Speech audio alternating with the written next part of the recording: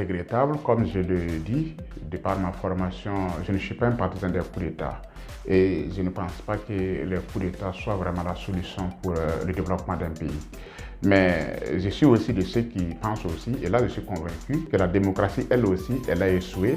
Et les coups d'État sont les conséquences directes de l'échec de la démocratie. Parce que la démocratie qui rime au Burkina ici, avec pratiquement de la corruption, de la plutocratie, c'est cet échec-là qui a envoyé les coups d'État. Et les coups d'État seraient aujourd'hui pour moi le moindre mal. Et on ne peut que faire avec.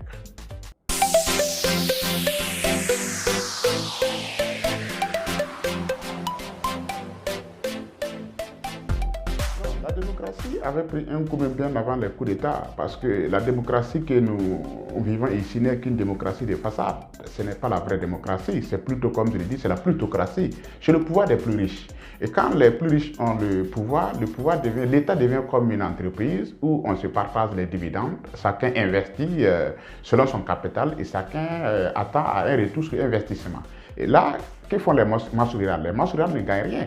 Et c'est parce que les masses rurales ne gagnent rien, c'est parce qu'il n'y a pas de développement qu'à un certain moment, les populations exaspérées soutiennent toute personne qui pourrait les sauver. Et c'est ainsi que c'est l'échec de la démocratie qui envoie les coups d'État. Donc, même avant les coups d'État, il n'y avait pas de vraie démocratie au Burkina Faso.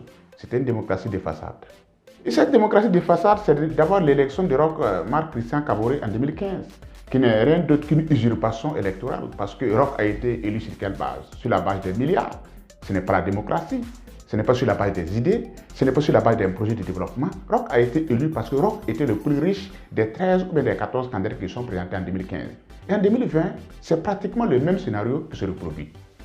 On reconduit Roch, qui a fait un mandat durant le courant duquel il n'a pratiquement rien fait, un mandat de 5 ans, couronné par un échec. Et Roch est reconduit avec encore près de 57% des voix. Et c'est pratiquement le même système de la corruption. On distribue des milliards pour avoir des électeurs. Et dans ce contexte-là, il va de soi qu'à un certain moment, surtout que nous sommes dans un contexte de guerre, sur le front, s'il n'y a pas de résultat, il va de soi que les populations soient exaspérées et c'est cela qui a conduit au coup d'État. Donc c'est l'échec de la démocratie, qui n'était d'ailleurs même pas une démocratie, c'est plutôt de la plutocratie. C'est un vol des voix des électeurs qui ne dit pas son nom.